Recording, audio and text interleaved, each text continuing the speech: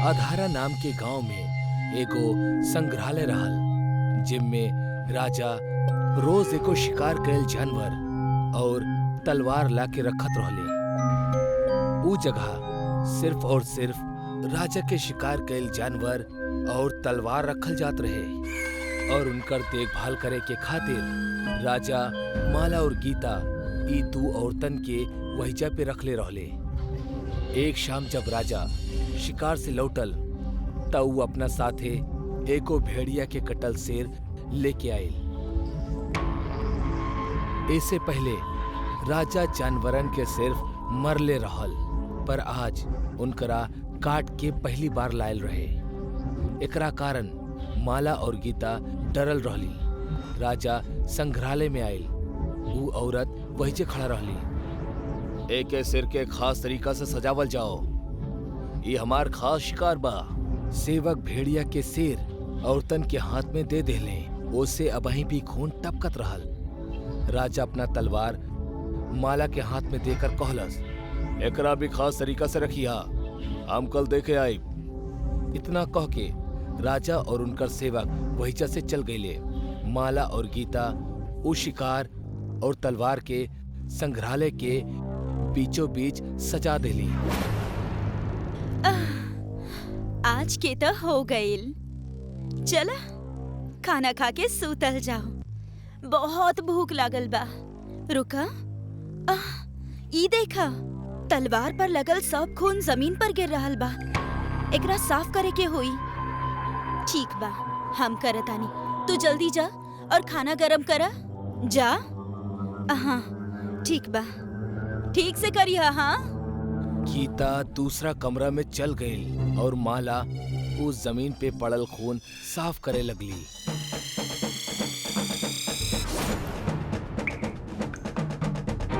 ओकर गर्दन तलवार पे गिरे के वजह से कट गई और ओकर शरीर दो हिस्सों में बिखर गई। तलवार पे माला और भेड़िया के खून एक होके नीचे माला के गर्दन पे गिरे लागल। माला अब भी दर्द से तड़पत रहली, पर कुछ देर बाद तड़पत तड़पत वो मर गई। माला के शरीर निश्चल हो गई, पर तलवार के वो खून अब भी ओकर गर्दन पे गिरत रहल। थोड़ी देर बाद वो कटे हुए भेड़िया के आंख चमके लागल और ओके कारण वो भयानक और जिंदा दिखाई देवे लागल।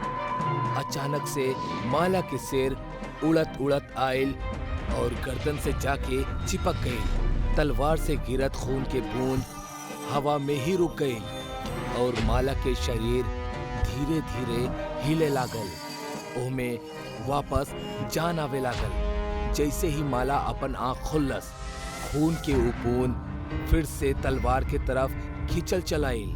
ओकर आंख बिल्कुल पीली हो चुकल रहल। गर्दन पे कटल निशान भी वैसे ही रहल और उसे भेड़िया और माला के खून एक साथ बहत रहल। माला के शरीर पे भेड़िया के तरह बाल आवे लागल और ओकर वजह से ऊ एगो बदसूरत चुड़ैल की तरह दिखे लागल। ऊ ओ तलवार के उठौलस और अपना बड़ जुबान बाहर निकाल के ओके ऊपर के खून एक झटका में चाट लेहलस। तलवार के वजह से ओकर जुबान दो हिस्सा में कट गई, पर मुंह से जरा भी खून ना बहल। वो चुड़ैल भेड़िया की तरह चिल्लाए लागल। चुड़ैल के शांत होखत ही गीता के आवाज आई, माला का कर रहल बाड़ू? आवा, खाना गरम हो गइल बा, भूख लागल बा। तलवार हाथ में लेके चुड़ैल गीता की तरफ जाए लागल। गीता एगो छोटा सा कमरा में खाना खात रहली।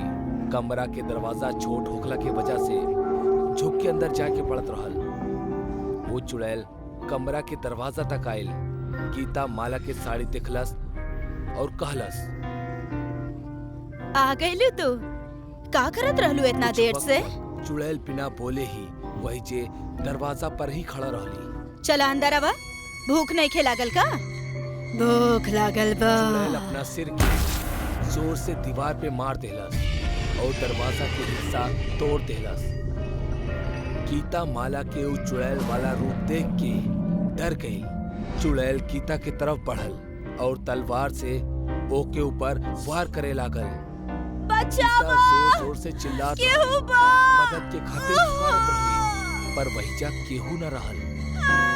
चुड़ैल गीता के शरीर के ढेर सारा टुकड़ा कर देलस और वो टुकड़ा खाए लागल। आपन कटल जुबान से गीता के खून चाटे लगली। अगला शाम जब राजा अपन शिकार लेके आयल, तब संग्रहालय के हालत देख के वो डर गईल।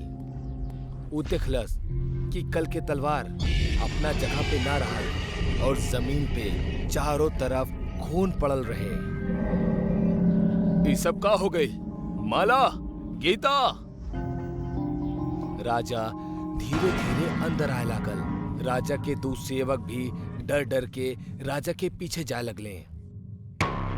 चलत चलत राजा वो छोटा कमरा तक पहुंच गए और अंदर के वो दृश्य देख के और भी डर गए।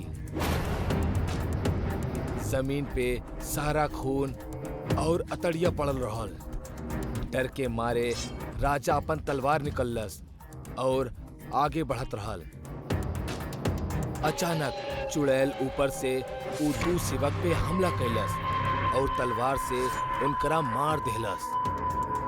उ राजा पे भी हमला कैलस, पर राजा अपना तलवार आगे क के खुद के बचा लेलस। के बाड़ू तू? माला? भूख लागल बा, तहरा के खाएब। माला, मतलब तू ही गीता के मरलू और खा गेलू, नरभक्षी कहीं के। चुड़ैल के सुन के गुस्सा आ गई और वो भेड़िया के आवाज में चीखे लागल। चुड़ैल राजा के ऊपर जोर से वार कैलस और ओकर तलवार के तोड़ देलस।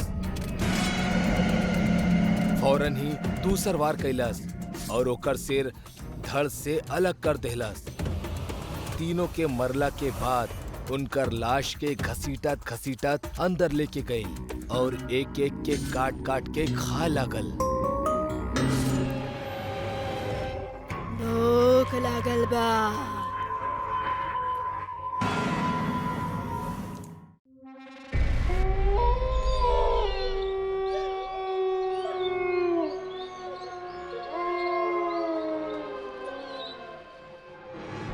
का यार राघव, कौने दिन तू मरवई बा?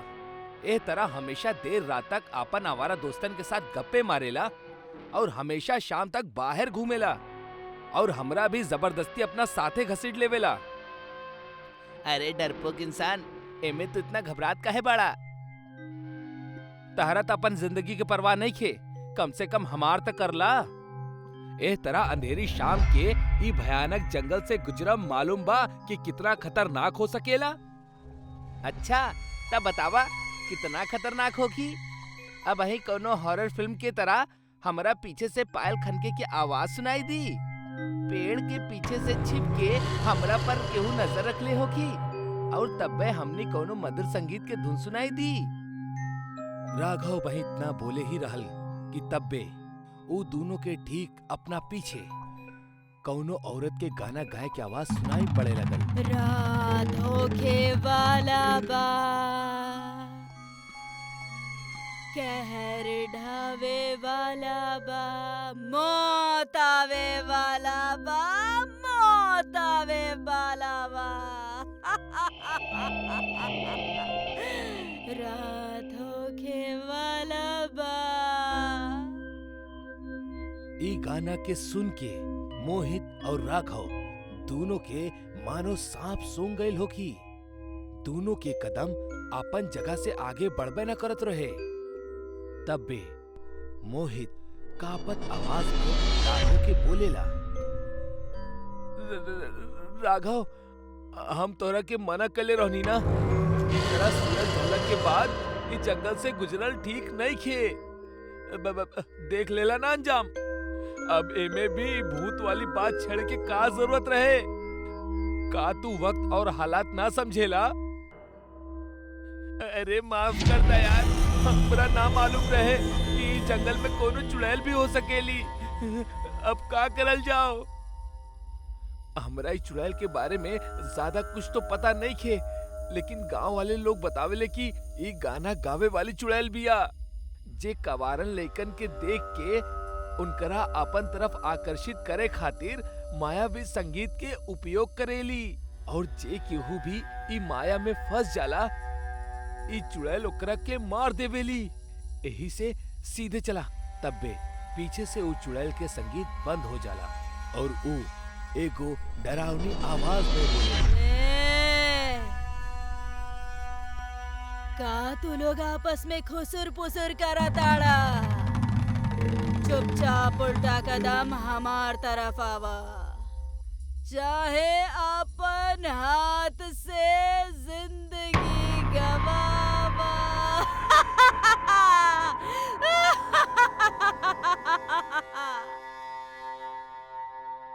यार बहुत डर लग रहल बा, का करल जाओ? हमरा तो अब एक रास्ता नजर आ रहल बा। ऊ का शरीर के पूरा ताकत लगा के बस भागा यही जैसे। मोहित ऐसे पहले कि राघव के रोकर, राघव वहां से भागे लागल। अरे रुका राघव, तू अपना मौत के बुलावा दे रहल बड़ा, ऐसा मत करा भाई। तब बे मोहित के ये एहसास भइल कि ऊ गाना गाए वाली चुड़ैल के संगीत पूरा तरह बंद हो चुकल बा और ऐसे लागता कि ऊ ओकर पीछे से अब हट चुकल बाड़ी। मोहित के डर तब बहुत लगत रहे, लेकिन थोड़ा हिम्मत जुटा के ऊ पीछे मुड़ेला तो ओकरा वो चुड़ैल कहीं भी ना दिखेली। भगवान को हर लाख लाख शुक्र है जो तू चुड़ैल के हमार पीछे से हटा देला। लेकिन एक मिनट, वो चुड़ैल आखिर अचानक गइल कहाँ? हमरा पूरा यकीन बा ऊ राघव के पीछे गइल होखी। हे भगवान, अब हम राघव के मदद कैसे करी? मोहित के बिल्कुल भी समझ ना आवत रहे कि ऊ करे तक का करे, काहे कि अब धीरे धीरे अंधेरा आपन कहे ढाए लागल और रात आपन डरावना रूप ले जात रहली। तब बे मोहित के दिमाग में ख्याल आवेला कि काहे ना जल्दी से गांव वालन के बुला लेवल जाओ और फिर राघव के ढूंढे निकलल जाओ। मोहित पहले तक जंगल से बाहर की तरफ भागल। खुशकिस्मती से बीच में ओकर सामना वो चुड़ैल से ना भइल। गांव पहुंच के वो फौरन कुछ गांव वालन के अपन आप बीती और राघव के स्थिति के बारे में बतौलस। गांव वाले भी मोहित की कहानी सुन के दंग रह गईले, लेकिन वो सब ओकरा ऊपर यकीन कैले, काहे कि पहले भी ऐसन कुछ गांव वालन के साथ हो चुकल रहल। जब जंगल से गुजरे वाला लोगन के उस चुड़ैल के संगीत सुनाई देत रहे और जे उस संगीत पर टिप्पणी कर देहत या भागे के कोशिश करत, ओ चुड़ैल के माया में कुछ इस तरह से फंस जाइत कि कबो दोबारा लौट के ना आ पावत। मोहित कुछ गांव वालन के लेके जंगल के बीचों बीच पहुंचेला। सब अपना हाथ में मशाल जलाए राघव के पुकारत रहले। तब पे अचानक से वो संगीत दोबारा बजे लगेला। एकर मतलब वो गाना गावे वाली चुड़ैल ऐजे कहीं आसपास ही रहे। गांव वालन, कहाँ गईला तू लोग? अगर तू लोग हमरा साथे मजाक कर रहल बाड़ा तो याद रखिहा, एकर अंजाम बहुत बुरा होखी। हमार पिताजी जमींदार बाड़े, तू लोगन के मालूम बना, हम तू लोगन के गांव से निकलवा दे हम। तब बे वो गांव वालन में से एक शख्स अचानक कहीं से मोहित के एकदम करीब आ जाला और ओकरा घूरत घूरत कहेला, अरे बेटवा, तू बहुत जल्दी गुस्सा हो जाला। ये अंगूठी बहुत चमक रहल बाड़ी, एकरा के निकाल दा। कहीं अंधेरे में खो गइल त ना, हम ये अंगूठी ना निकालब। ये हमार दादाजी हमरा के देले रहले और हमेशा पहने खातिर कहले रहले। तब बे वो गांव वाले के चेहरा एकदम से बदले लगेला। वो शख्स वो चुड़ैल के शरीर में बदल जाली और मोहित के एक टक से घूरे लागेली। वो मोहित के तरफ धीरे धीरे बढ़ल शुरू कर देवेली। बाप रे, ई तो उहे गाना गावे वाली चुड़ैल बाड़ी। लागता ई गांव वालन के भी मार देले बाड़ी और अब हमरा मारे के फिराक में बाड़ी। हमरा जल्दी से जंगल से बाहर भागे के पड़ी। इतना बोलत ही मोहित आपन पूरा ताकत लगा के जंगल से बाहर की तरफ भागब शुरू कर देवेला। ओकरा अपना पीछे वो चुड़ैल भी भागत बाड़ी ई साफ साफ मालूम पड़त रहे और साथ में वो गाना भी गावत रहली, जैसे मोहित भ्रमित होके ओकरा वश में हो जाओ। मोहित पे ऐसे पहले ओकर गाना के असर शुरू होकर मोहित जंगल पार के अपना घर पहुंच जाला, जहां ओकर माता पिता ओकर राह देखत देखत परेशान बैठल रहले। अरे बेटा, इतना रात के कहाँ चल गइल रहला? तोहरा पता बनाऊ जंगल में ऊ कलमुही चुड़ैल रहेली जे तोहनी के उम्र के लोगन के ही चुनेली। ऊ तो शुक्र बा तू तोहर दादाजी के दिहल चमत्कारी अंगूठी पहिन ले बाड़ा। ऊ ना उतारला जे तोहरा के सही सलामत बचैले रखल, ना त ना जाने आज कितना भयानक हादसा हो जात बेटा। शुक्र बा भगवान के। अरे ओ भाग्यवान, तू भी ना। अब तो बच्चा घर वापस आ गइल बा, अब शांत हो जा। अब बाकी के बात कल कर ली हा, वैसे भी बहुत रात हो चुकल बा। मोहित बिस्तर पर पड़े पड़े लगातार अपना दोस्त राघव और वो गांव वालन के बारे में सोचत रहल। ओकर आत्मा तक में वो गाना गावे वाली चुड़ैल के खौफ समा चुकल रहल।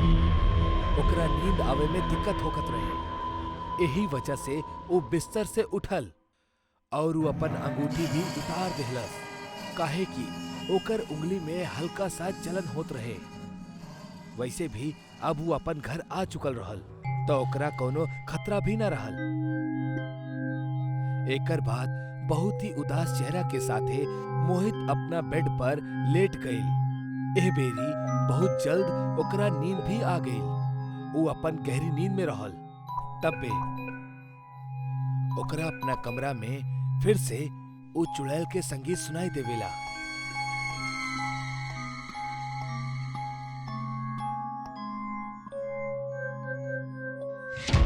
मोहित अपना बिस्तर पे एकदम अजीब तरह से छटपटाए लागेला और एकर साथ ई सीन यही जे एंड हो जाला। अब सुबह हो चुकल रहे।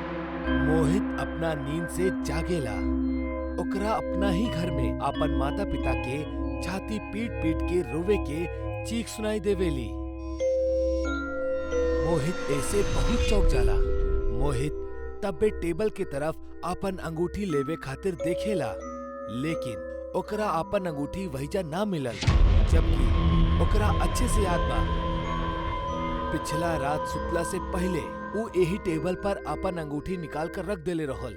खैर, ओकरा खातिर अंगूठी ढूंढे से ज्यादा जरूरी रहे बाहर के माहौल जानब, काहे कि ओकर बेचैनी अब बढ़त ही जात रहे।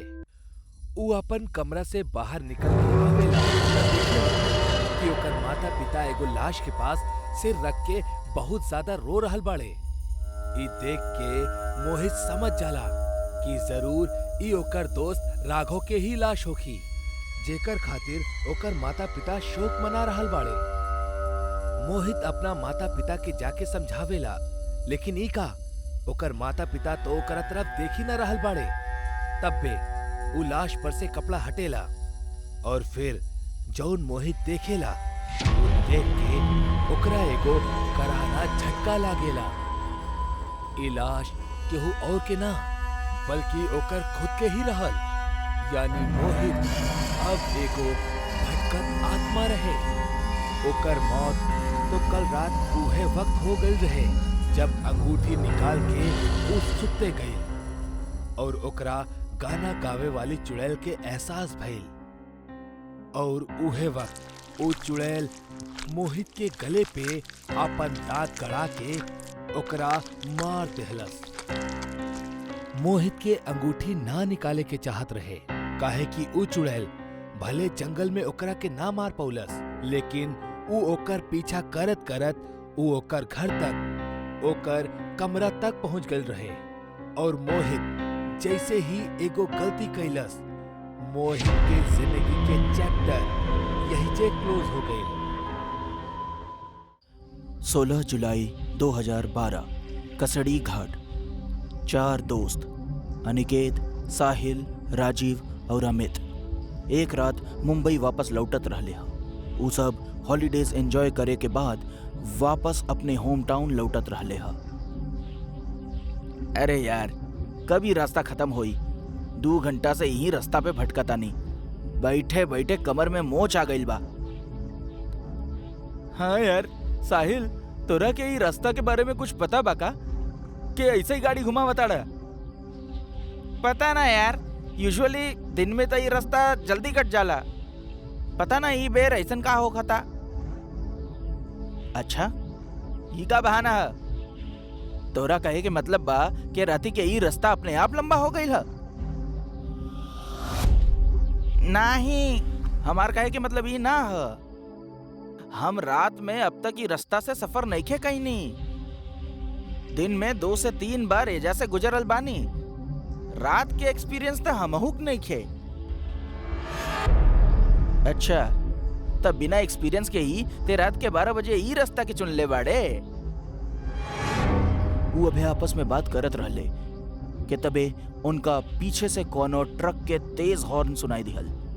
वो ट्रक लगातार उनका गाड़ी के ओवरटेक करे की कोशिश करत रहली हा। कैसन ड्राइवर बा, पी के गाड़ी चलावताड़े का? इतना में तो वो ट्रक इनका गाड़ी के एक तेज टक्कर दिलस और लगातार हॉर्न बजावत रहा। साहिल, साइड दे ओकरा के, लागत आई हमनी के मारे के इरादा से आइल बा। साहिल ओकरा साइड दे देवेला और वो गाड़ी सीधा आगे निकल गई। तू लोग वो गाड़ी के देखला? ऐसा लगता जैसे खंडर से निकाली होके। ऐसा लगता 200 साल पुराना ट्रक रहल। वो लोग ई इंसिडेंट से घबरा गए रहले। तकरीबन 10 मिनट बाद गाड़ी एक पुराना कब्रिस्तान से गुजरत रहल। वो हाईवे पे एगो कब्रिस्तान भी रहल हा। गाड़ी जैसे ही वो कब्रिस्तान के नजदीक से गुजरल, उनका कबर के पास उहे पुराना ट्रक देखान जो थोड़ा देर पहले उनकरा जान के दुश्मन बन गई रहे। साहिल, गाड़ी रोक, वो देख। अरे, ये तो उहे ट्रक बा जो हमनी के परेशान करत रहली। तो दोस्तों, का इरादा बा? हमरा लगता हमनी के एक बार जाके देखे के पड़ी कि असल में माजरा का बा। तू पगला गेल बड़ेगा? आधी रात में कब्रिस्तान में जाए के बात करत आड़े? अरे मरे के बका। अमित उनकरा के ओजा जाए से रोके की कोशिश करे लागल, लेकिन तबे उनका वो ट्रक से एगो आदमी उतरत देखान जे काला पोशाक पहिरे रहल और ओकरा सर पे एक हैट रहल। वो लगभग 7 फीट लंबा और हट्टा कट्टा रहल। ये देखकर न जाने काहे सबके उत्सुकता और बढ़ गई और अमित के अलावा सभी उ आदमी के बारे में पता लगावे खातिर उत्सुक हो गईलन। अमित के भी मजबूरन उनकरा संगे जाए के पड़ल। भला उ अकेला रह के का ही करत हो जा। टॉर्च की रोशनी में चारों जब उ ट्रक के नजदीक एक दीवार के पास पहुंचलन तो उनकर दिल बैठ गई। उ लोग जौन देखलन ओकरा के देखे के बाद उ लोग के रोंगटा खड़ा हो गई। उ लोग देखलन कि एक ट्रक ड्राइवर यानी उहे नकाब पोश आदमी उहमे कबर खोद कर लाश के निकलस और ओकरा बेरहमी से खाए जात रहल। वो जिस्म के हर एक अंग के निकाल के बड़ा गंदा तरह से खाए जात रहल। भाई, ये कौन राक्षस है? निकला जल्दी एजा से। हड़बड़ाहट में उ सभे एक साथ भगलन, लेकिन अमित इतना डरा गईल कि वो हिल भी नहीं खे पाइल। कदम के आहट सुनकर उ शैतान के पता चल गईल कि केहू ओकरा ऊपर नजर रख लेबा।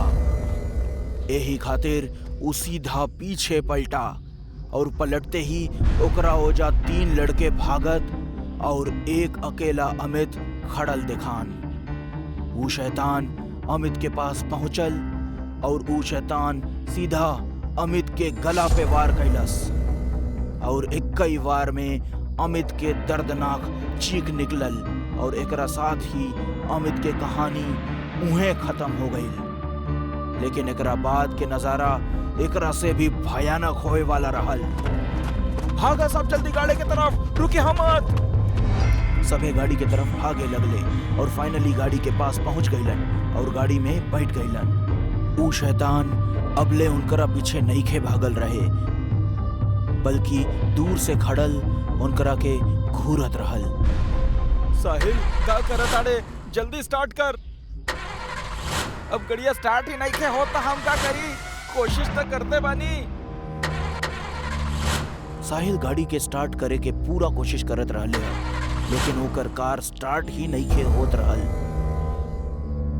तबे उनकरा देखात रहल कि ऊ दूर खड़ल शैतान अमित के जिस्म के खाए के बाद धीरे धीरे उनकरा तरफ बढ़त रहे। वो अब तेज हो चुकल रहे और वो गाड़ी के लगभग करीब पहुंच गए रहे। लेकिन खुशनसीबी से गाड़ी स्टार्ट हो गई और तेज रफ्तार से साहिल गाड़ी के आगे बढ़ावे लागल। वो शैतान ई तीनों के पीछे पड़ गई रहे और तबे वो हवा में उड़ल और सीधा गाड़ी पे कूद गई और अनिकेत खिड़की से बाहर अपन मूड़ी निकललेस ई कंफर्म करे खातिर कि ई उहे शैतान बा के ना। तबे ऊ शैतान अनिकेत के सर के अपना भारी तलवार से काट के अलग कर दिहलस और ओकर अधकटा शरीर गाड़ी में ही फड़फड़ावे लागल। ये देखकर गाड़ी में मौजूद साहिल और राजीव दोनों डरा गईलेन और चलता गाड़ी से कूद गईलेन। वो दोनों घास के मैदान में गिरलेन, ऐसे उनका कम चोट आइल। वो दोनों चुपचाप सांस दबाए लेटल रहले, लेकिन उनकरा डर के ऊ शैतान महसूस कर लेलस और फिर ओकरा राजीव एक कोना में दिखा गई।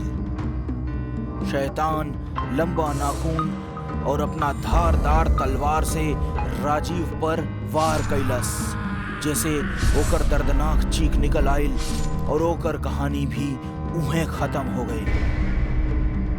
ओकर भी सर धड़ से जमीन पे आ गिरल। वो शैतान साहिल के ना देखले रहले और साहिल भी राजीव के मौत के वक्त ओजा से भाग गईल रहे। यही वजह से साहिल बच गईल रहे। 16 दिसंबर 2012 के रात कसेड़ी घाट हाईवे पे जौन हादसा उनकरा संगे घटल, ओसे हमनी सबके ई सीख लेवे के चाहिए कि अंधेरी रात में भुतहा रास्ता से गुजरे के अंजाम कितना खतरनाक हो सकेला। कहल जाला कि वो भुतहा सड़क के कहानी में एक शैतान है जो हर रात 12 से 3 के बीच अपना पुराना खतरनाक ट्रक से अपन शिकार के पीछा करेला और ओकरा मार कर कब्रिस्तान में दफन कर देवेला और अगला रात ओके उहे कब्र से निकाल के ओकरा जिस्म के टुकड़ा के खावत रहले, जैसे ऊ अमर रह सके।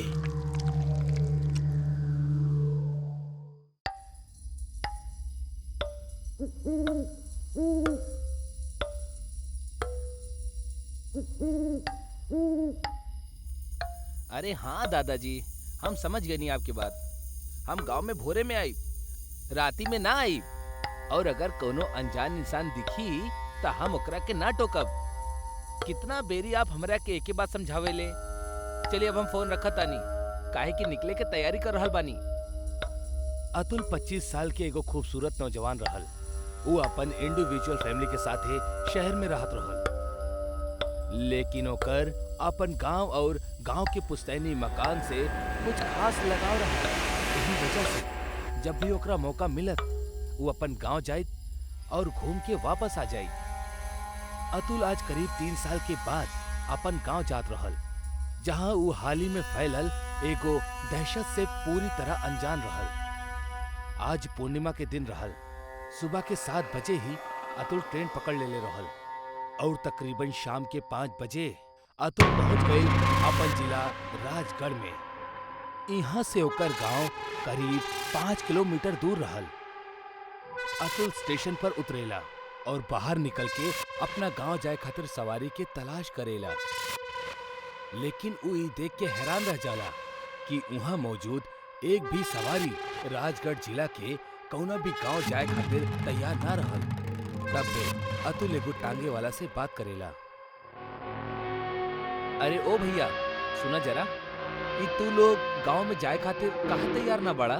कोनो भूत प्रेत बका भैया? अरे कहाँ से आयल बड़ा भैया? का तोहरा राजगढ़ के 14 गांव में फैलल दहशत के बारे में नहीं मालूम?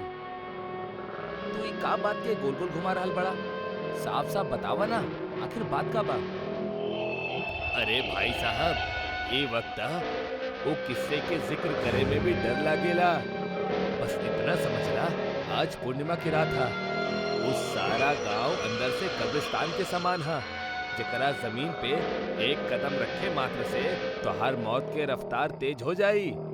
मत जइहा आज वहां। इतना कहा थी वो तांगा वाला घबरा के वहां से भाग जाला।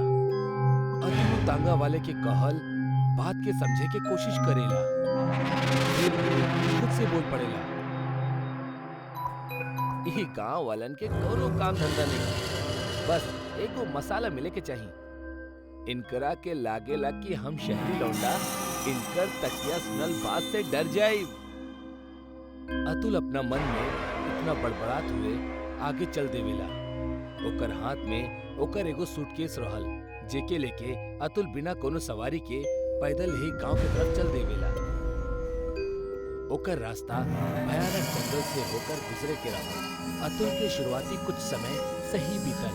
वो सड़क के खत्म करत करत अब गांव के ऊ जंगल में दाखिल होने ही वाला रहल कि तब बे ओकर फोन बजत होला। अरे यार, दादाजी के फिर से कॉल। अतुल दादाजी के कॉल उठावेला।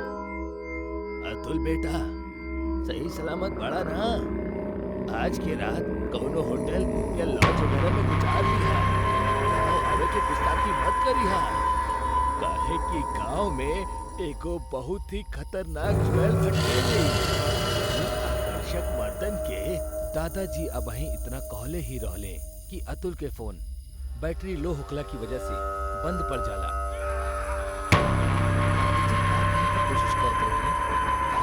और दादाजी दोनों के बात लगभग एक ही जैसन रहल। तो कहीं सच में ना, अब बस एको जंगल ही तो पार करे के बाद जल्दी जल्दी चल कर अतुल अपन कदम तेज कर लेवेला। कुछ देर बाद ओकरा एगो तेज खुशबू आवेला। वो अचानक वो खुशबू के तरफ आकर्षित हो जाला और ओही तरफ जाए लगेला। वो कौनो इत्र के खुशबू रहल, बड़ी मनमोहक। अतुल वो इत्र के खुशबू के तरफ आकर्षित हो चल जात रहे। वो एगो शादी के मंडप जैसन दिखे वाला एगो वीरान पड़ल मंडप के पास जाके रुक जाला, जहां सामने ओकरा दुल्हन के जोड़ा में खड़ल एगो औरत दिखाई पड़ल। अतुल पे वशीकरण भइल रहे और यही के चलत उस शादी के मंडप तक आ पहुंचलस। एकरा बाद अतुल धीमे धीमे मंडप के अंदर दाखिल होखेला और फिर वरमाला पहनावेली और ओकर ठीक बाद अतुल भी ऊ औरत के ऊ वरमाला पहनावेला। अतुल अपने आप विवाह के सारा रस्म के करे लगेला। विवाह संपन्न हो जाला के बाद अतुल अचानक से बेहोश हो जाला और जब ओकर आंख खुलेली तब वो होश में आ चुकल रहल और अपन कंट्रोल में रहल। ओकर पूरा शरीर में एगो भयानक दर्द हो उठल रहे। अतुल वो दर्द से परेशान उठे के कोशिश करत रहल, लेकिन ई का अतुल के हाथ और पैर दोनों किनारा से बंधल रहे। तब बे ओकरा अपना सामने एगो औरत घूंघट में आवत दिखाई देवेली। वो औरत के देख के अतुल चीखब और चिल्लाइल शुरू कर देवेला। के बाड़ू तू और हमरा इस तरह काहे कैद करके रखले बाड़ू? फिर वो औरत आपन बंदूक उतारे। ओकर चेहरा देख के अतुल के पूरा शरीर कांपे लागेला। वो जलल चेहरा वाली एगो डरावनी औरत रहल, जेकर आँख के पुतली गायब रहल और पूरा चेहरा से लाल खून झलकत रहल। इतना डरावना नजारा के देख के अतुल कांपब शुरू कर देवेला। के बाड़ू तू? हमरा जाय दा, हमरा छोड़ दा। वो औरत अतुल के करीब आवेली और फिर ओसे एगो भारी आवाज में कहेली, हम तहरा से शादी करके तहरा यहाँ ले आईनी, बाकी हमरा के मालूम पड़ गइल कि तू हमार पति नहीं खा। एही से अब तहरा के मरे के होई। अब तहरा के मरे के होई। हमरा मत मारा, छोड़ दा हमरा के, जा दा हमरा के। अतुल वो डायन से रहम के भीख मांगत रहल, लेकिन रहम इंसानन में होखेला, डायन और पिशाचन में ना। अतुल के ठीक बगल में रखल खंजर हवा में अपना आप उठेली और वो खंजर अतुल के सिर से आर पार हो जाली, जैसे अतुल तड़प तड़प के मौत के नींद सो जाला। अतुल के भी मृत शरीर गांव के बूढ़े चौराहा पर मिलेला, जहाँ वो विधवा डायन से शिकार भइल लोगन के मृत शरीर मिलेला। अतुल के लाश के बगल में कुछ लोग इकट्ठा भइल रहले और तब में अतुल के दादाजी वहां पहुंच जाले और ओकर लाश देख के रोअब शुरू कर देवेले। अरे हम मना कैले रहनी, गांव में सूर्यास्त के बाद मत आइहा। ओ अभागन डायन जान ले ली। हम आगे कुछ बताई कि तब में फोन कट गल रहे। हे भगवान, ये सब का हो गई? ये विधवा डायन की कहानी बहुत अलग है। गांव वालन के मुताबिक ऐसन डायन सिर्फ मर्दन के शिकार करेली और वो मर्दन के जौन जवान बाड़े और शादी के लायक बाड़े। विधवा डायन के दास्ता ई बयां करेली कि 2 साल पहले ओकर शादी भइल रहे। शादी के तकरीबन 1 महीना बाद तेज बिजली के झटका लगला की वजह से ओकर पति के मौत हो गई। शादी के 1 महीना बाद ही वो विधवा हो गई। बस यह शोक में वो खुद के जान ले लेलस। लेकिन कुछ लोग इहो बतावेले कि वो खुदकुशी ना कैलस, बल्कि गांव के ही कुछ वैशी दरिंदा लोग ओकर पति के ना होखे की मजबूरी की वजह से ओकरा घेर ले और ओकर बलात्कार क के ओकरा मौत के घाट उतार देले। अब आखिर में ये घटना के का सच है, ई त केहू के भी ठीक से नहीं खे पता। लेकिन लोगन के मुताबिक वो औरत के मरद ही वो एगो विधवा डायन के रूप में जन्म लेहलस और शाम ढलला के बाद वो राजगढ़ में छिप छिप के नजर रखेली और जैसे ही ओकरा कोनो जवान युवक दिखेला ओकरा अपना इत्र के वश में क के ओकरा से शादी कर लेवेली। और जब ओकरा पता चलेला कि वो ओकर पति नहीं खे तो ओकरा जान से मार देला। कहेले रात दिन से ज्यादा खतरनाक होखेला और अमावस के रात त ऐसे भी ज्यादा।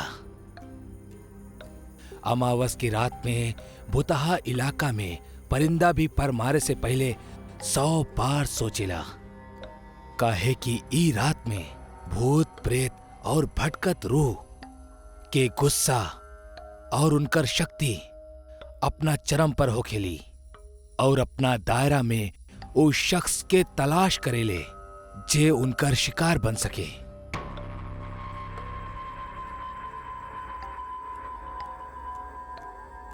दादाजी, ई भूत ऊत कुछो ना होखेला। रउआ समझी, अगर कल हम शाम तक शहर ना पहुंचब तो हमार बॉस हमके नौकरी से निकाल दी। देखा बेटा, जॉब तोहरा के दूसरों मिल जाई, लेकिन जिंदगी ना। हम कहा तानी आज रात रुक जा, काहे कि आज अमावस के रात बा और आज भटकत रूह शिकार करे खातिर पागल हो खेली। दादाजी, अब रउआ हमके गुस्सा होके पे मजबूर मत करी और जाए दी ना, हमके कुछो ना होई। संजय के ऑफिस के छुट्टी खत्म हो चुकल रहल और ओकर बावजूद भी वो ऑफिस ना पहुंचल। यही वजह से कल तक ओके शहर कोनो भी कीमत पर पहुंचे के रहल। घर वालन के लाख समझौला के बाद भी संजय केहू के एक ना सुनलस और अपन सामान लेके गांव के पुराना कब्रिस्तान के पास बनल इकलौते बस स्टैंड के पास अकेले पैदल ही चल पड़ल। ना जाने गांव के लोग कितना अंधविश्वासी बाड़े, पता ना का कहानी बनावेले। संजय अबहीं कुछ देर चलल ही रहल कि तबहीं आसमान के बादल काला पड़े लगल और तेज हवा चले लगल। ऐसन लगत रहे जैसे ई हवा संजय के बार बार कौनो खतरा के संदेश दे रहल बा। लेकिन वो कहेले ना, विनाश काले विपरीत बुद्धि, और ऐसन ही कुछ संजय के साथ होके वाला रहल। संजय रात 11 बजे वो भूतिया गांव में अकेला रही रहल। वो अब वहीं आगे कुछ दूर ही गए रहल कि तब पे ओके ऐसन लगल जैसे ओकरा पीठ पे केहू हाथ रख ले हो। ऐसन महसूस होखा थी। संजय एकदम से घबरा गए और पीछे पलट के बोलस, के बा? जब संजय पीछे पलटलस तो ओकरा के केहू न दिखल और एकरा बाद वो अपना सफर के कंटिन्यू करे लगल। वो अब एगो चौराहा पर पहुंच चुकल रहे जहां पे 4 रास्ता आपस में जुड़त रहे। संजय के चौराहा से सीधा सामने के रास्ता पे एगो आदमी दिखल जे सॉल लपेटे रहलस। ओके देख के संजय के थोड़ा हिचक भय कि भला ई शख्स इतनी रात में बेवजह मूर्ति के समान रोड पर का कर रहल बा। संजय बिना कोनो हरकत कैले वहीजा उस सॉल लपेटल आदमी के बेहद नजदीक से गुजरल। वो आगे बढ़त जात रहे, लेकिन ओके बार बार ऐसा लागत रहे कि कोनो शख्स ओकरा साथ साथ ओके पीछे चल रहल बा। संजय बहुत ज्यादा घबरायल रहे, पर फिर भी हिम्मत करके वो पीछे पलटलस त देखलस पीछे वही सॉल लपेटल आदमी पीछे खड़ल रहे। संजय के वो आदमी के बिहेवियर बहुत अजीब लगल। वो कहीं संजय के पीछा तो न करत रहे। संजय दोबारा अपना रास्ता चले लगल और ई बार भी उस शॉल लपेटल आदमी ओकर साथ साथ चले लगल। जब संजय चलत त ओकर परछाई बन के ऊ आदमियों चलत। जब संजय रुक जात त ऊ आदमी भी रुक जात। संजय अब ई चीज से बहुत ज्यादा इरिटेट हो चुकल रहे। यही से ई बार ऊ रुकल और पीछे पलट के ऊ आदमी पे बहुत जोर से चिल्लाए लगल, के बाड़ा तू? कोनो पागल बाड़ा का? ई तरह आधी रात के वक्त हमार पीछा काहे करत तारा? ऊ आदमी ए पर कोनो रिएक्ट न कैलस और बिना कुछ बोलले चुपचाप खड़ा रहल। ओकर ई रवैया संजय के और गुस्सा दिलावत रहे। यही वजह से संजय ओकरा गले से सॉल के निकाल लेहलस तो ओकरा एक जोरदार झटका लगल। ओकरा सामने जौन आदमी खड़ा रहल ओकर चेहरा पूरा जलल रहे और आंख के पुतली सफेद रहे। भूत! ई बोलत बोलत संजय वहां से भागे लगल। अबही हूँ एको भयानक चेहरा वाले प्रेत के दिखले रहल।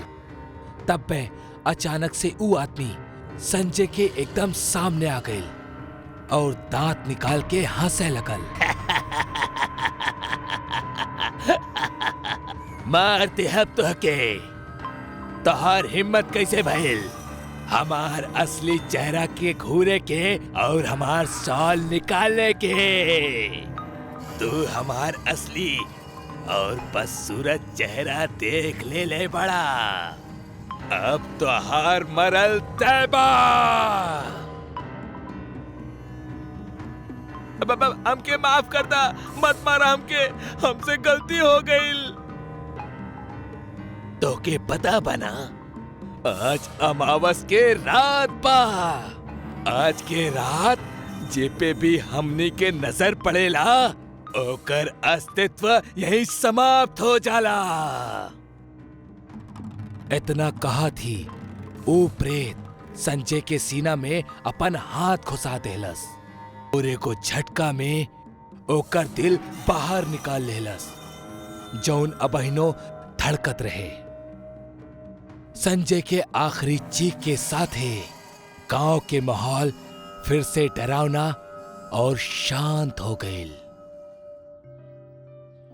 अगला सुबह गांव वालन के संजय के लाश सड़क पे पड़ल मिलल, जिनमें दिल न रहल। ओकर दादाजी अफसोस के आंसू रोवत रहले, काहे कि मना कैला के बावजूद भी संजय अमावस के रात में जैला के बेवकूफी कैलस और अंजाम एगो भयानक मौत। कहेले वो गांव में हर अमावस की रात के वो शॉल लपेटल आदमी घूमेला, भी राही ओके टहलत दिखेला, ओकर पीछा करेला और ओके कोनो गलती करे पे मजबूर करेला। अगर केहू गलती कर देवेला त ओकर अंजाम एक झटका में उहे होखेला, जौन संजय के भइल। हर गांव की तरह हमार गांव में भी एगो पुलिस चौकी रहल, जहां 2-4 पुलिस वाले काम करत रहले। उनकरा ज्यादा काम न होकत रहे, काहे कि गांव में गुनाह कम होकत रहल। पर एक रात एक पुलिस वाला गलती से एगो चुड़ैल के बंदी बना लेलस और चौकी लेके गईल। ओकरा बाद सारा पुलिस वालन पे चुड़ैल के कहर बरसल। ऊ पूरा पुलिस थाना तहस नहस कर देहलस और सारा पुलिस वालन के मार देहलस और जात जात उनकरा आत्मा के श्राप भी दे देहलस कि जब तक तहरा कौनो बोलाई ना, तब तक तू ई चौकी में कैद रहबा। हाँ। गांव वालन के लागल कि वो पुलिस चौकी बंद हो गईल, लेकिन ऐसा ना रहल। वो भूतिया पुलिस बरसों से केहू के बुलावे के इंतजार करत रहले।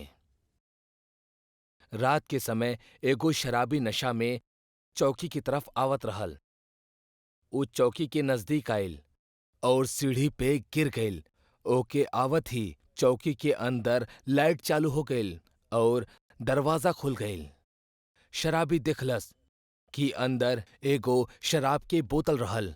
वो ओकरा लेवे के खातिर अंदर भागल और दरवाजा बंद हो गईल। शराबी बोतल उठौलस और जल्दी से पिए लागल। पूरा बोतल खत्म कैला के बाद वो अपना चारों तरफ देखलस त डर गईल। चारों तरफ पुलिस वालन के लाश पड़ल रहे और चौकी के बुरा हाल रहे। अचानक सारा पुलिस वाला जिंदा होके लगले। ई सब देख के शराबी और भी ज्यादा डर गईल। सारा पुलिस वाला शराबी के घेर ले लें। ओमे मोटा, छोटा और लंबा ई 3 पुलिस वाले रहले। ओ पुलिस वालन के हालत बहुत ही भयानक रहल। सबके कपड़ा फटल रहल और शरीर सड़ चुकल रहल। डरब बंद करा।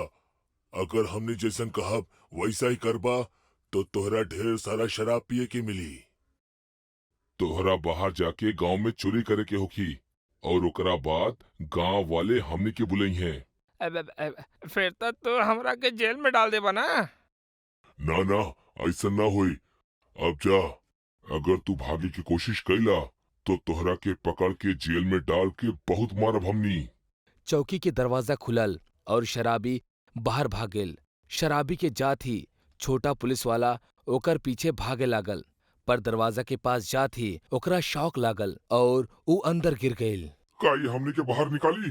ओ डरल बा, ओ जरूर हमने के काम करी। शराबी डरत और भागत गांव में आइल और एगो घर में घुसे लागल। घर में अंधेरा रहल। वो खिड़की से अंदर गईल और चोरी करे लागल। ओकर आवाज से घर वाले जग गईले। यही जा पुलिस चौकी में बहुत साल बाद फोन बजल। हेलो। हमनी के एजा चोर घुसल बा, आप जल्दी से आ जाई।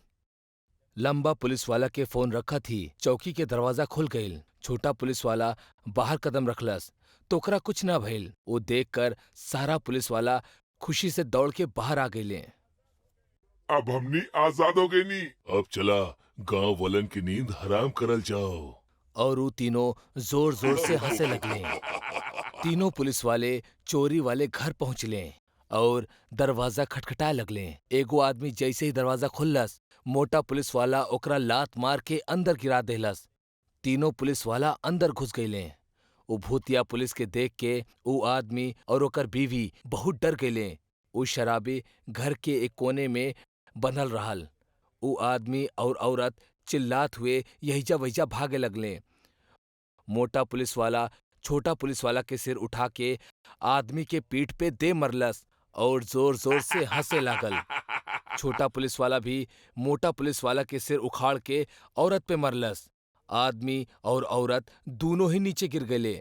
लंबा पुलिस वाला अपना गर्दन लंबा कैलस और दोनों के ओहमे जकड़ लेलस। इतना बरस के तड़प रहल, आज पूरा हो गई। इतना कह के उ अपना गर्दन से उ दोनों के दबाव शुरू कर देलस। दोनों ही दर्द के मारे जोर जोर से चिल्लाए लगले। उनकर मुंह और कान से खून बह लागल और धीरे धीरे उनकर मौत हो गई। उनकर मरला के बाद वो पुलिस वाला गर्दन के पकड़ ढीली कर देलस और वो दोनों नीचे गिर गईले। तू दोनों अपन अपन सिर वापस लगा ला और भी घर बचल बा। जैसन तू कहले रहला वैसन हम कर देनी। अब तो हमके शराब देके ज्यादा जरूर जा दे। हाँ, इतना कह के वो छोटा पुलिस वाला उस शराबी के पास गईल और ओकर सिर उखाड़े लागल। शराबी के गर्दन से खून बह लागल और दर्द के मारे ओकर आवाज भी ना निकल पावत रहल। वो पुलिस वाला ओकर सिर उखाड़ के अपना शरीर पे लगा लेलस। हमरा के अपन चेहरा पसंद ना आवत रहल। इतना में वो मोटा पुलिस वाला के सिर उड़त उड़त आयल और बोललस, हमरा के भी अपन चेहरा पसंद नहीं खे। वो मोटा पुलिस वाला आपन सिर ओकर शरीर पे चिपका देलस। तीनों पुलिस वाला घर से बाहर निकलले और गांव के बीचों बीच खड़ा होके चिल्लाए लगले, चोर चोर भागा भागा, चोर चोर भागा भागा, चोर चोर भागा भागा। उनकर आवाज सुन के बहुत से लोग बाहर आ गईले और वो पुलिस वालन के देख के डर गईले। आज ही पूरा गांव के ही खत्म कर दिया जाओ। इतना कह के वो तीनों पुलिस वाला गांव वालन पे टूट पड़ले और सारा लोगन के एक एक करके मारे लगले।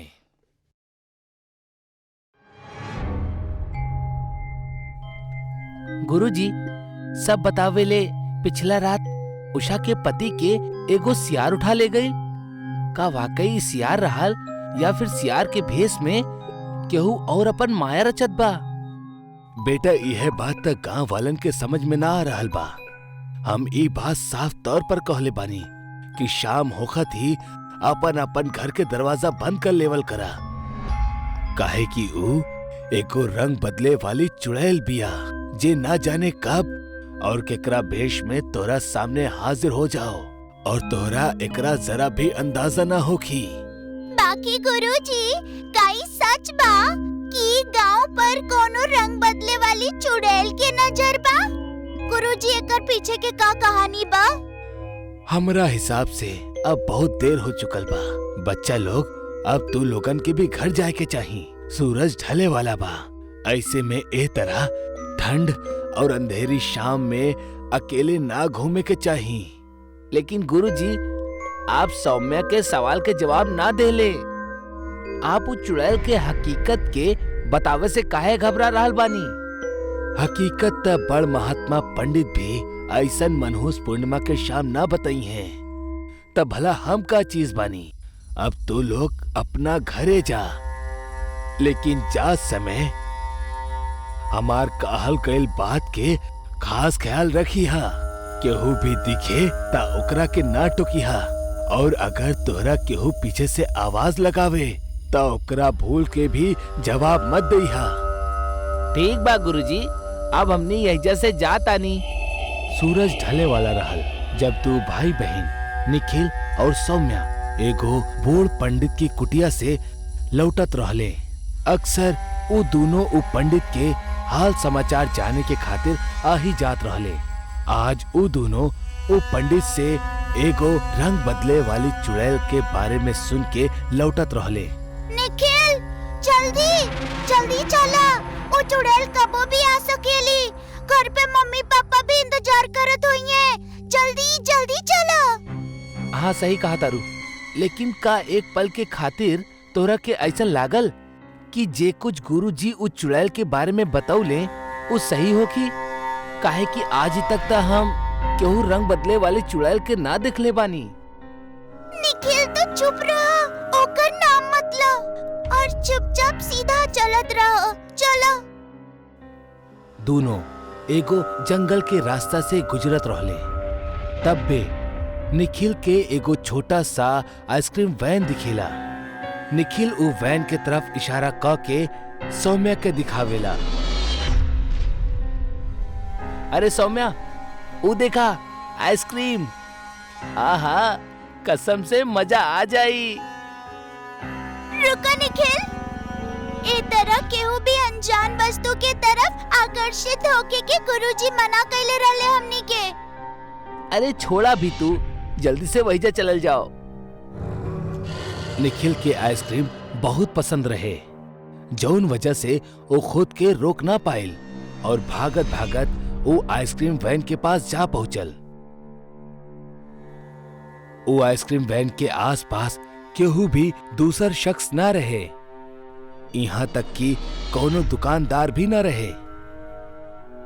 और निखिल इस मौके के जमकर फायदा उठौलस और बिना सोचे समझले वो वैन के अंदर से 2-3 आइसक्रीम निकाल के खा लेलस कि तब बे ओकर पीछे से एगो आवाज गूंज उठल। खा बच्चा लोग, मान भर के खा, काहे कि बहुत जल्द हम तोहनी के खाए वाला बानी।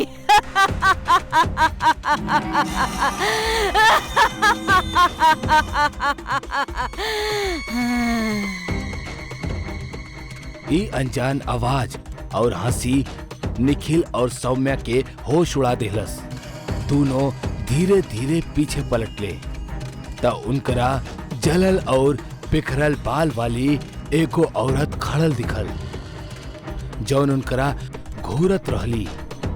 ऐसा लागत रहे जैसे उ चुड़ैल में भयंकर भूख होखे। निखिल और सौम्या दोनों उ डरावनी औरत के देख के डर जाले कि तब बे निखिल के चक्कर आवे लागल, जैसे वो बेहोश होके जमीन पर गिर पड़ेला।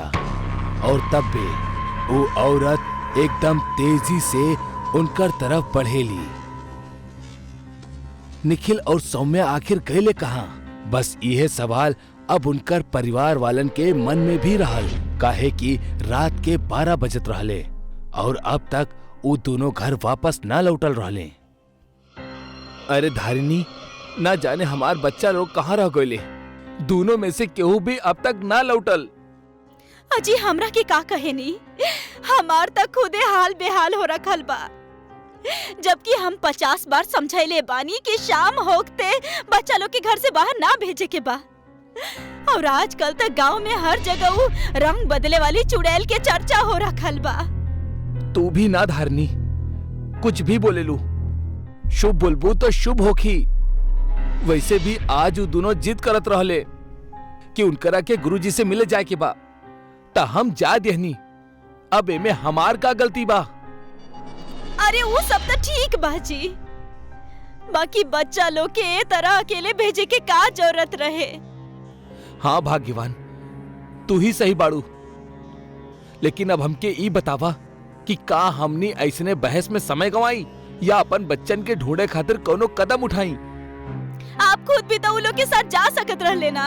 आप कहनी कि वो दोनों गुरुजी के पास जाए के जिद करत आड़े। तब तक हमने के भी तुरंत गुरुजी की कुटिया पहुँचे के चाहिए। अब आगे के रास्ता हमने के उहे दिखाई है। हाँ हाँ, तू सही कहा तारू। चला तुरंत गुरुजी के पास चल जाओ। दोनों बच्चन के एक साथ गायब होखला की वजह से केदार और धारिणी दोनों बहुत परेशान और हताश होके गुरुजी के कुटिया पहुंचले। वो दोनों वो कुटिया के मिट्टी वाले दरवाजा के थपथपावे लगले। कुछ देर में वो बूढ़ा पंडित अपन कुटिया से बाहर निकलेला। अरे तू दोनों इतना राती में यहीजा का कर रहल बड़ा? सब कुशल मंगल तो बा ना? अरे का कुशल मंगल महाराज, हमनी के दोनों बच्चा निखिल और सौम्या लापता बाड़े। का मतलब वो दोनों अभी तक घर ना पहुंचले? अरे गुरुजी, अगर हमार बच्चा लोग सही सलामत घर पर मौजूद होखत तो हमनी इतना रात गए आपके काहे कष्ट देती। अब आप ही हमने के कुछ सहायता करी।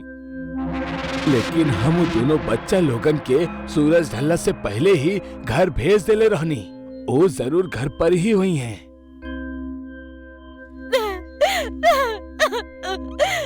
महाराज, का आपके हमनी के बात पे तनी संकीन नहीं के? आप खुदे हमनी के घर चल के देख ली। ठीक बा, चला हम यह वक्त तोहार घरे चले खातिर तैयार होता नी। एकर बाद गुरुजी समेत उ दोनों भी अब अपन घर पहुंच जाले। जहां दरवाजा खोलत ही उनकरा बिस्तर पे निखिल और सौम्या सुतल दिखाई देत रहले। अरे हमार बच्चा लोग निखिल, सौम्या, भगवान के लाख लाख शुक्र बा कि हमार बच्चा एकदम सही सलामत हमरा पास बाड़े। बहुत बहुत शुक्रिया। आपके बहुत बहुत शुक्रिया गुरुजी। आप हमनी के साथ एजा तक नहीं। कौनो बात ना केदार, बस अब से आपन बच्चन के खास ख्याल रखी हा। तब भी धारिणी चीखेली, हे भगवान, ई का हो गइल हमार बच्चन के? अजी अजी जरा जल्दी आई। ये देखी। का भइल धारिणी, तू ई तरह काहे चीख रहल बाड़ू? जब केदार धारिणी के पास पहुंचेला तब ओकर भी रोंगटा खड़ा हो जाला। वो देखेला कि ओकर दोनों बच्चा के गर्दन काट दिहल गइल बा और दूर से देखे पे लागत रहल कि वो सो रहल बाड़े। लेकिन करीब जाके देखे पे पता चलेला कि वो दोनों के सिर उनकर जिस्म से अलग कटल बा। केदार और धारिणी दोनों अपन बच्चन के लाश देख के दर्द से रोए लगले। तब भी पीछे से उनकरा एगो डरावनी हंसी सुनाई देवेली। वो दोनों जब पीछे पलटले तो उनकर सामना एगो और आफत से हो जाला। वो दोनों देखेले कि उनकर सामने अब वो रंग बदले वाली चुड़ैल खड़ल बिया, जौन गुरुजी के भेष बना के उनकर साथ साथ ही आयल रहे।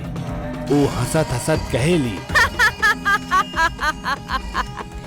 अच्छा बेवकूफ बनैनी तोनी दोनों के। हम तो तोहार दोनों बच्चा के ठीक ही तरह अपन जाल में फंसा के कब के मार देले रहनी।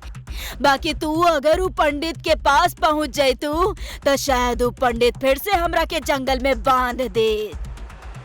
यही से हम एगो चाल चलनी और हम ओकर ही भेष बना के तोहनी सबके साथ उ पंडित बन के आईनी और अब हम तोहनी के भी खत्म कर देब।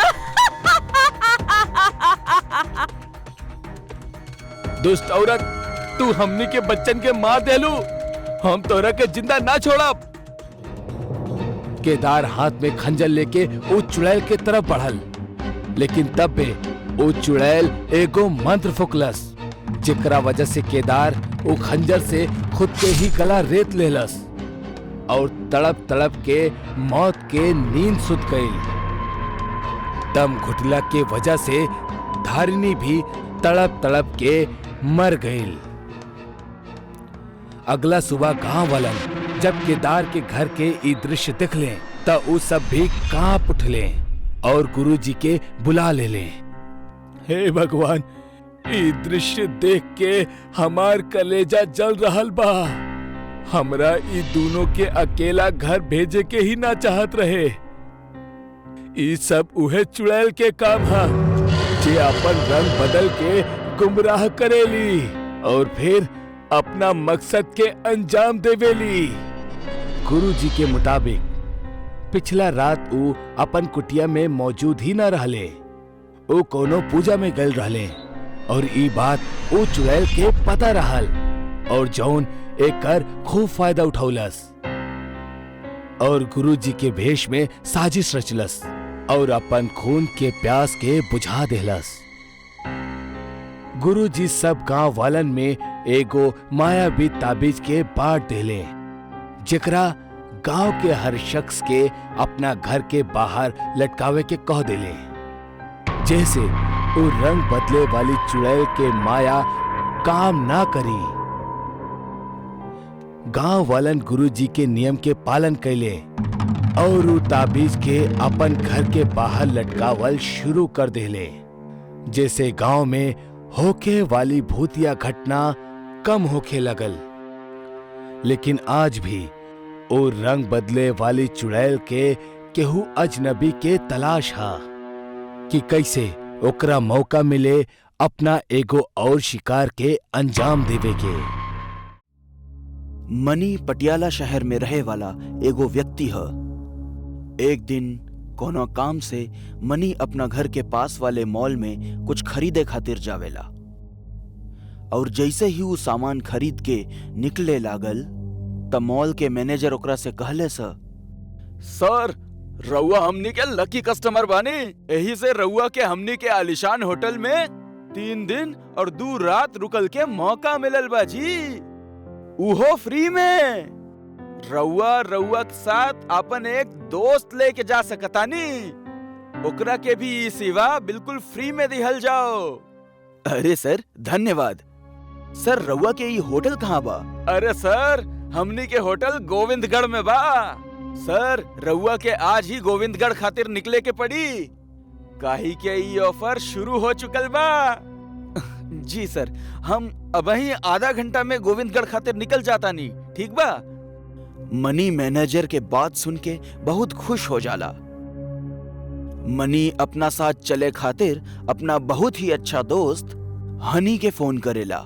और भाई हनी, का हाल बा? हम तो बढ़िया बानी। भाई तू सुनावा, तू हमरा के आज कैसे याद किया?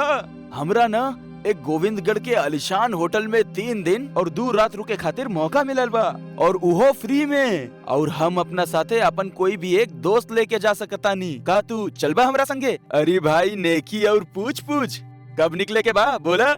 बस भाई तू पैकिंग कर ले, आधा 1 घंटा में निकलता नी। हाँ बस, हम जल्दी से पैकिंग करके तोरा घरे आवता नी।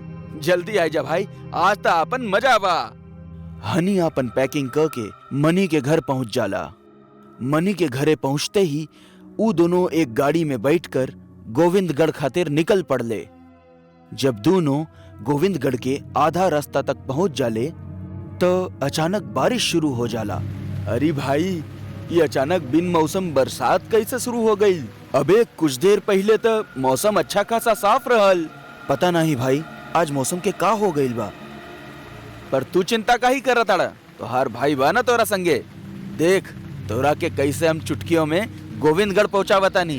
अरे भाई, जब तू हमरा साथे बाड़ा त काहे के चिंता। थोड़ा सा आगे जाते ही दोनों सहूली नाम के गांव में आ जावेले और वहां पहुंचत ही उनकर गाड़ी अचानक बंद हो जाली। अरे भाई, अभी गाड़ी के का हो गईल? पता नहीं भाई, आज हमरे साथ का होखा था। पहले ही बिन मौसम बरसात और अभी गाड़ी बंद पड़ गई। अब भाई का करें? आसपास कोनो मैकेनिक भी ना मिली और रात भी होए वाली बा। काहे ना आज रात ई गांव में कोनो रहे के जगह देख के रुक जाई। हाँ, अब तो यह करे के पड़ी। दोनों अपना आसपास देखे लगले। उनका एक व्यक्ति वजह से जात दिखाइल है।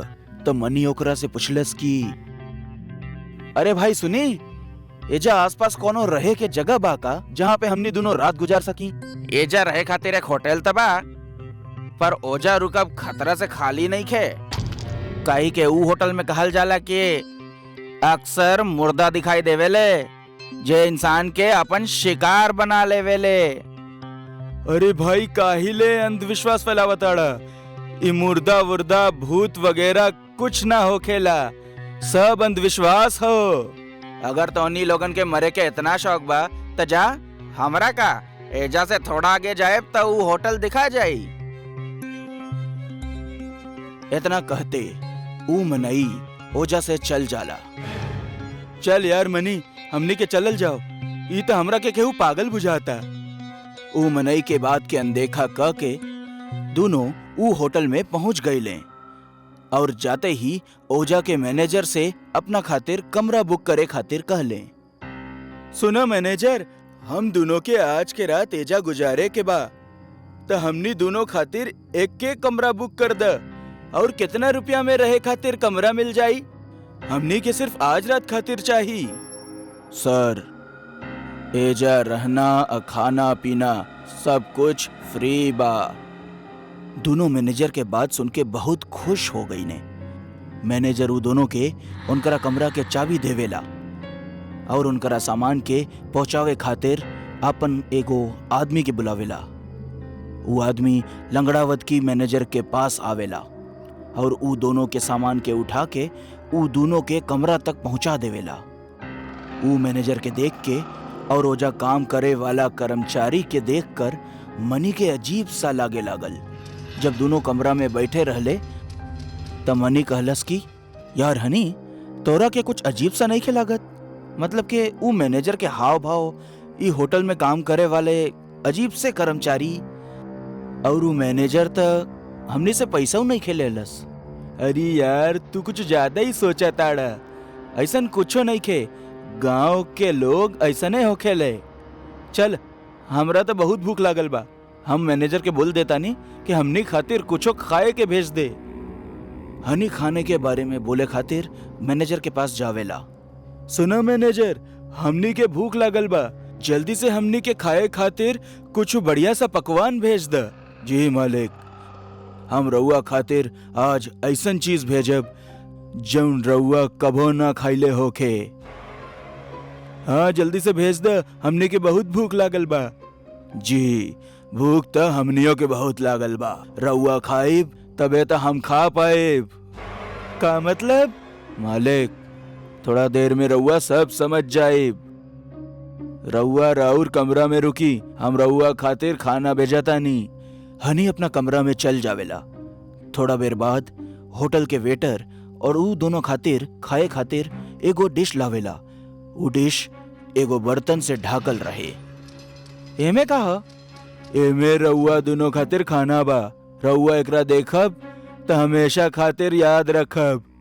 इतना कह के ऊ वेटर ओजा से चल जाला। जब मनी डिश के देखे खातिर बर्तन के ओजा से हटावेला तो ओमे एगो लड़की के कटल गर्दन पड़ी रहे। ई देख के दोनों बहुत डरा जाले। ई कहा? हमरा के तो शुरुआत से ही होटल में बहुत अजीब सा लागत रहल है, ते ही हमरा बात पे विश्वास नहीं करत रहले है। हाँ भाई, हमरे मती मरल रहली है जौन हम तोहरा बात पे यकीन ना कईनी। अब का करे के काबा, भागा एजा से, अपन जान बचावा। दोनों अपन सामान वही कमरा में छोड़ के भागे लगलन और भागते हुए होटल के हॉल में पहुंच गईलन और देखा ताड़न कि हर तरफ लाश ही लाश पड़ल बा। अरे भाई, कहाँ मुफ्त के चक्कर में फंस गई नी। अरे बात करब छोड़ा और भाग एजा से, वरना ही लाश लेखा हमने दोनों भी लाश बन जाए। दोनों होटल के दरवाजा के ओर भागे के कोशिश करत रहले ह, लेकिन होटल के मैनेजर हाथ में कुल्हाड़ी लेके ओजा ही खड़ल रहे। मैनेजर अब पूरी तरह से एक चलत फिरत मुर्दा बन गईल रहे। मैनेजर, तोरा ही का हो गईल? तोरा ही हालत कैसे हो गईल? हनी, लागत आई मर चुकल बा और मरे के बाद ज़ॉम्बी बन गईल बा। अब एकरा हमने के आवाज ना सुनाई दी, हमनी के एजा से कौना भी हालत में निकले के पड़ी, ना तई हमनी के अपना लेखा बनाई ली है। जैसे ही दोनों ओजा से भागे के कोशिश करलन, ओजा से कुछ और मुर्दा आ गईलन और वो हनी और मनी दोनों के चारों ओर से घेर लेलन और मौका पाके मैनेजर हनी पे कुल्हाड़ी से हमला कर देहलस। हनी, अरे मैनेजर तू ही का कइले? तू हमरा दोस्त पे हमला काहे कइले? आखिर का बिगड़ले बानी हम लोग तोहार? मनी, मनी हमार दोस्त, हमरा के बचा लाई मुर्दन से। ना तो ये हमरा के जान से मार दिए। जैसे ही मनी हनी के बचावे खातिर आगे बढ़ेला, वैसे ही मैनेजर ओकरा ऊपर भी कुल्हाड़ी से हमला कर देला और देखते ही देखते मनी उहे मर जाला।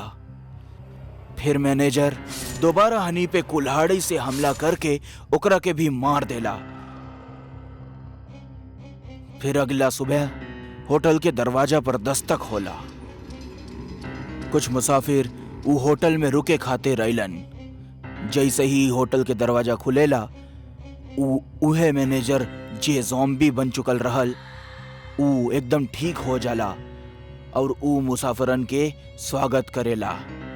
नमस्ते सर, स्वागत बा रउआ के ई आलिशान होटल में। हम रउआ ऐसन सर्विस दे हम जैसन आज तक रउआ के केहू नहीं खे देले होई। जैसे ही मुसाफिर अंदर गईलन तो वहां पर सब कुछ ठीक हो जाला। ना ही कोनो लाश रहले हा और ना ही खून के एक बूंद ओजा रहले हा। और हनी और मनी जिनका मुर्दा लोग मिलके मार देले रहलन, वो भी एकदम ठीक हो गईलन और वही होटल में कर्मचारी बन के साफ सफाई करत रहले हा।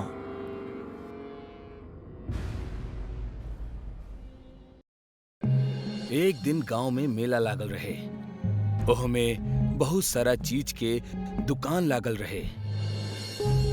मेला में बहुत भीड़ रहे और उहे में सारिका और ओकर बेटी प्रिया भी घूमत रहले। घूमत घूमत वो दोनों थक गईली और गन्ना के शरबत पिए के खातिर रुक गईली। शरबत के दुकान के बगले में खिलौना के एगो बहुत बड़ दुकान रहे, जेमे तरह तरह के छोट बड़ खिलौना रहल। प्रिया के ध्यान वो दुकान में रखल एगो गुड़िया पे गईल। वो गुड़िया बाकी सारा गुड़ियन से अलग और बड़ दिखत रहली। प्रिया के ध्यान वो गुड़िया पे ही रहल। वो ओकरा देखत रहली और अचानक गुड़िया प्रिया के देख के मुस्कुराए लागल।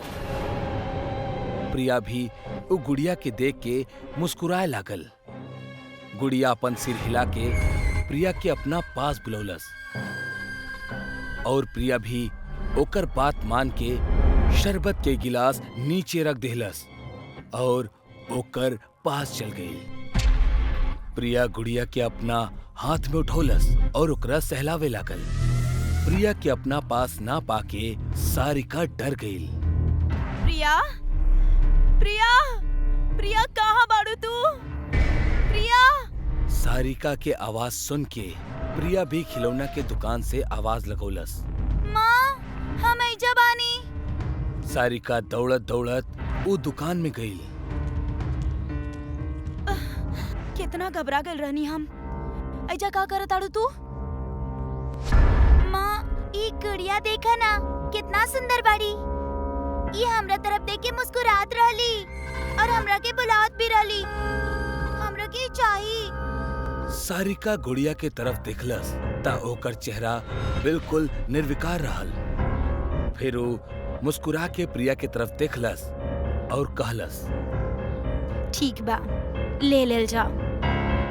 प्रिया ई सुन के बहुत खुश हो गई और वो ओ गुड़िया के सीना से लगा लेहलस। भाई साहब, ई गुड़िया के कितना भइल? जी 50 रुपया। सारिका ओकरा के पैसा देहलस और दोनों ऊ दुकान से निकल गईले। गुड़िया फिर से हंसे लागल, पर ई बेर ओकर हंसी कुछ डरावनी लागत रहल। सारिका और प्रिया अपना घर पहुंचली। घर आवत ही प्रिया गुड़िया के साथे खेलब शुरू कर देहलस। प्रिया, हम तारा के का कहले रानी? पहले पढ़ाई पूरा करा, फिर ओकरा साथे खेली हा। चला रख दो गुड़िया के और जाके पढ़ाई करा।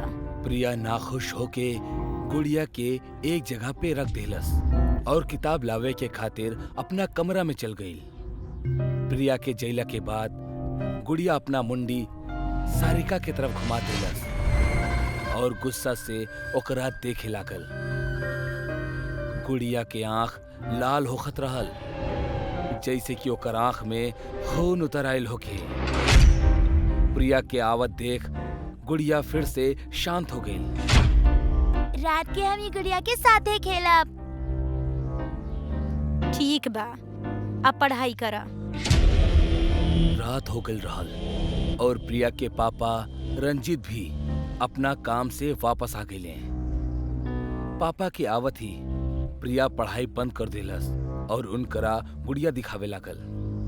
पापा ई देखी, हमनी नया गुड़िया खरीदनी। रंजीत वो गुड़िया देख के गुस्सा हो गई और सारिका के आवाज देवे लागल। सारिका, सारिका, बाहर आवा। सारिका दौड़ के बाहर आई। का भइल? का भइल? ऐसन फिजूल खर्चा करे के का जरूरत रहल तरह के? पैसा का पेड़ पे उगेला? रंजीत गुस्सा में वो गुड़िया जोर से फेंक देलस और यही वजह से वो गुड़िया के मुंडी टूट गई। दोनों के झगड़ा देख प्रिया रोए लागल और दौड़ के गुड़िया के पास चल गई। टूटल गुड़िया के लेके प्रिया अपना कमरा में चल गई और देर तक रोत रहली।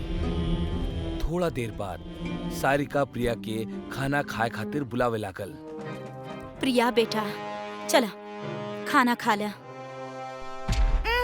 हमरा के भूख नहीं खे, तू जा। प्रिया खाना खाए से साफ इनकार कर देलस। गुड़िया टूटे की वजह से वो बहुत रोत रहली और रोवत रोवत बिना कुछ खैले गुड़िया के अपना पास रख के वो सुत गई। आधा रात बीत चुकल रहल। सारिका और रंजीत अपना कमरा में सुतत रहले। प्रिया भी गहरा नींद में सुतत रहली। अचानक से गुड़िया के आंख चमके लागल और फिर से लाल हो गई। वो धीरे से प्रिया के पकड़ से बाहर आई और अपना आप ही चले लागल। ओकर टूटल मुंडी के वो अपना हाथ में पकड़ ले रहल। चलत चलत वो प्रिया के कमरा से बाहर आ गई और सारिका और रंजीत के कमरा में जाए लागल। गुड़िया वो दोनों के कमरा में आ गई। वो अपन एगो हाथ खड़ा कैलस और वो दोनों के हवा में उठा देलस। जैसे ही वो छत तक पहुंचले, गुड़िया वो दोनों के छोड़ देलस और वो जोर से जमीन पे आके गिर गईले। दोनों नींद से जग गईले। उनकरा कुछ समझ में ना आवत रहल कि का हो रहल बा। उतना में सारिका के ध्यान गुड़िया के तरफ गईल और ओकरा देख के वो डर गईल। वो गुड़िया आपन मुंडी के आपन एगो हाथ में लेके खड़ा रहली। ई कहां से आ गई और अपने आप खड़ा बा? रंजीत गुस्सा में गुड़िया उठावे के खातिर गईल, पर वो गुड़िया इतना भारी हो गई रहे कि रंजीत पूरा जोर लगा के ओकरा उठावे के कोशिश करत रहल, पर वो गुड़िया ओसे हिलत भी न रहली। आखिरकार गुड़िया के गुस्सा आ गई और वो रंजीत के जोर से बिजली के झटका दे देलस। झटका से रंजीत दूर जाके गिर गई। तू हमार प्रिया के रोलाइले बड़ा। अब हम तारा के ना छोड़ब। वो गुड़िया रंजीत के छाती पे छलांग लगौलस। गुड़िया के वजन रंजीत के सहन ना होखत रहल। वो रंजीत के छाती पे अपन पैर पटके लागल। जैसे जैसे गुड़िया के मार बढ़त गईल, रंजीत के मुंह और नाक से खून निकले लागल और थोड़ा ही देर बाद रंजीत के मौत हो गई। सारिका मौत के इस सारा नजारा कोने में रोवत रोवत देखत रहली। गुड़िया रंजीत के मरला के बाद सारिका के तरफ बढ़े लागल। गुड़िया के आवाज देख सारिका और भी ज्यादा डर गई। हमरा के कुछ मत करो। प्रिया के हमार सिवा केहू नहीं के, हमने के छोड़ दा। प्रिया के तोहनी के कोनो जरूरत नहीं के। अब से हम प्रिया के ख्याल रखब।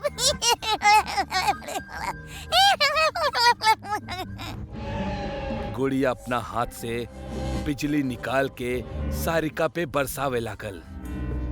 वो बिजली के झटका के सारिका सहन न कर पावत रहल और ऊ वही जे दम तोड़ दिलस। दोनों के मरला के बाद वो फिर से प्रिया के पास जाके सुत गई। रात के लगभग 2 बजत रहले।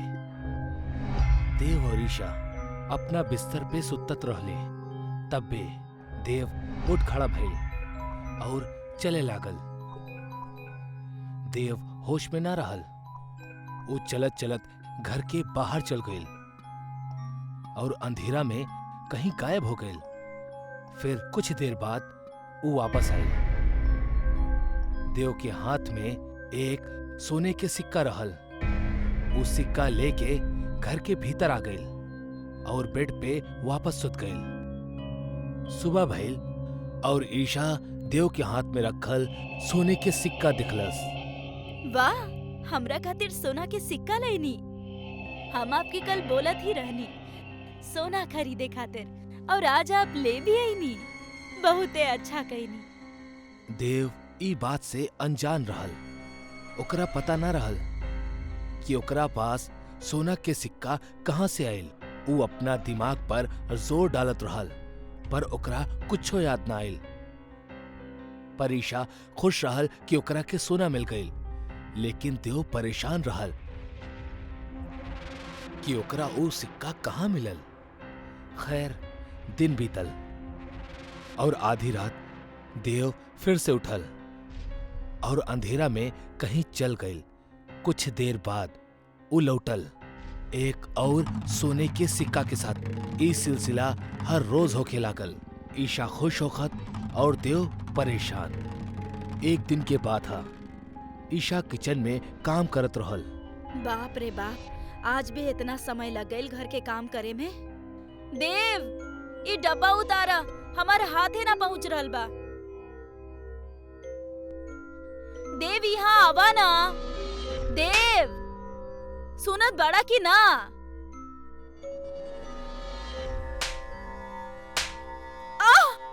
आइंदा से हमरा के हाथ मत लगाइहा। देव ईशा के जोर के तमाचा मरलस और वहां से चल गईल। कितना जोर से मरले बानी। हम का गलत कर देनी? जा हम वो बात ना करब। रात के समय रहल। देव और ईशा सुतत रहले।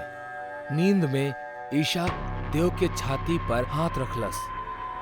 देव अपन आंख गुस्सा में खोलेला और ईशा के तरफ देखेला और गुस्सा में ईशा के जोर से लात मार के बेड से नीचे गिरा देवेला।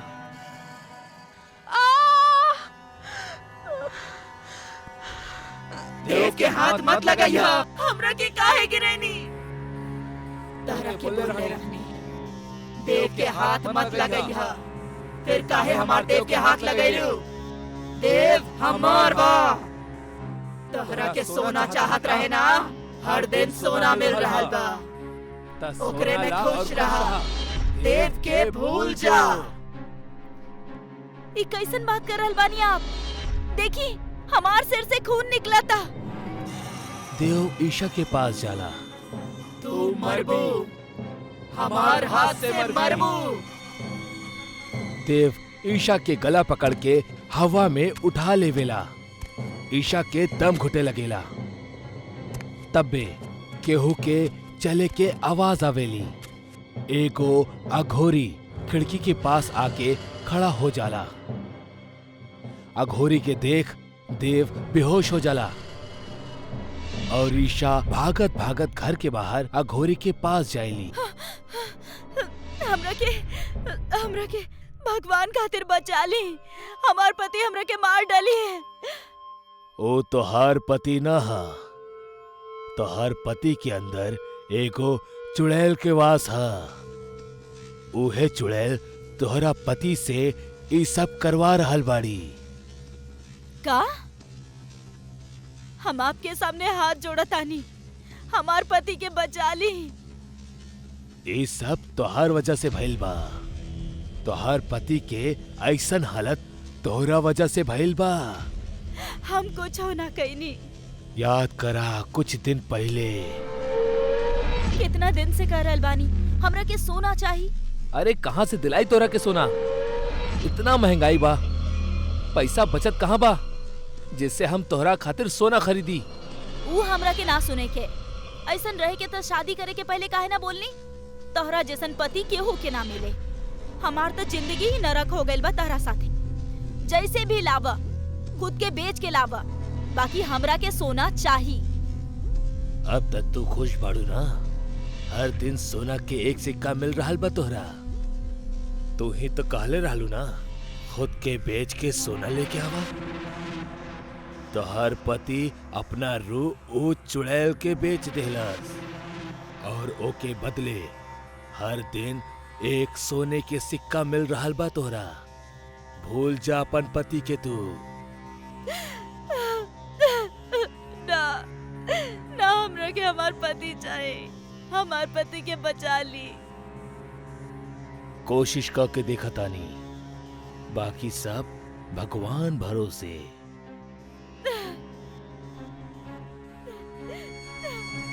ठीक बा। लागता देव उठ गए। चुप करके हमार पीछे आवा। रात के 2 बजल वाले। देव उठ के जंगल की ओर चल पड़ेला। देव के पीछे अघोरी और ईशा भी जंगल में जाले। देव जंगल में एगो बरगद के पेड़ के सामने खड़ा हो जाला और देव के शरीर से चुड़ैल बाहर आवेली और देव वहीं गिर जाला।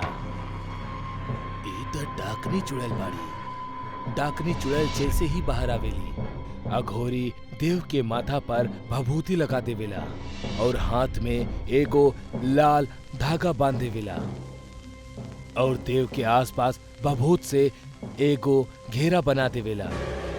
डाकनी चुड़ैल पेड़ से बाहर आके चिल्लाए लगेली।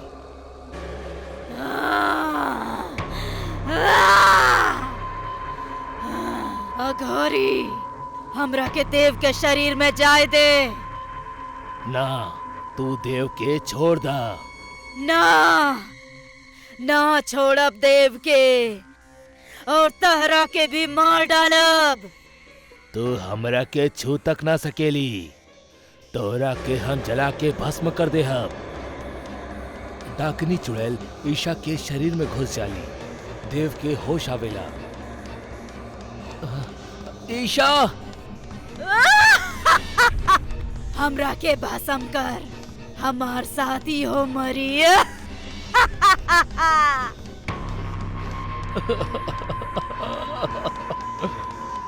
ईशा के बाल खुल जाले और वो उल्टा पेड़ से लटक जाली। ओम ह्रीम क्रीम चामुंडाय नमः। ओम ह्रीम क्रीम चामुंडाय नमः। ईशा के शरीर छोड़ दे, वरना ई पेड़ के ही जला दे। हम ना ना, तू ऐसा कुछ ना कर अघोरी। हम जरूर करब। भोलेनाथ के मर्जी हा। तोहरा के ईशा के शरीर छोड़े के ही पड़ी।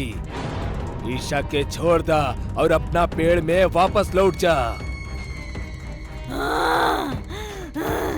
ठीक बा, ठीक बा, हम जा रहल बानी।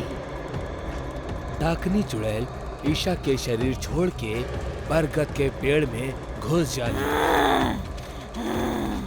अघोरी, आज तो तू एकरा के बचा लेला, बाकी हम देव के ना छोड़ब। अघोरी गुस्सा में पेड़ के तरफ देखलस और फिर वो अपना शक्ति से बरगद के पेड़ में आग लगा देहलस।